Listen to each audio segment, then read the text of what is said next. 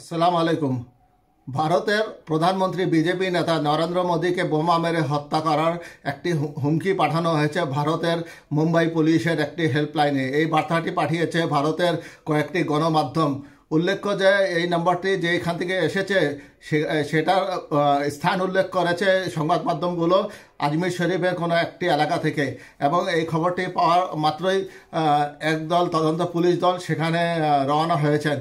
Police বলছেন যে এই বার্তাটি যেখান থেকে এসেছে সেটি আজমির শরীফের আশেপাশে কোনো এলাকা থেকে হবে, এবং পুলিশ এও দাবি করছে যে ব্যক্তি এই মেসেজটি পাঠিয়েছে সে হয়তোবা মানসিক ভারসাম্যহীন হতে পারে অথবা মাতাল অবস্থায় মেসেজটি দিতে পারে, নতুবা এই ধরনের মেসেজ দেওয়া সম্ভব না।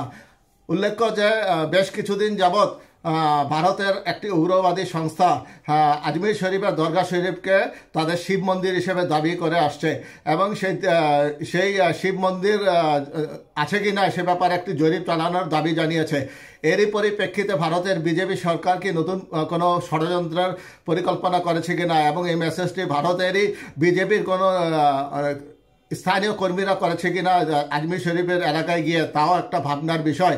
কারণ মোদী সরকার সবই পারে। মোদী সরকার একটি বিভিন্ন প্রকার ভাওতাবাজি করে আজমির শরীফের দরগা শরীফকে ভেঙে দেওয়ার জন্য একটি মন্দির করার একটা চেষ্টা করতে পারে, হয়তো অনেকের মনে করছেন। আমরা পরবর্তীতে দেখব এটা কি হয়।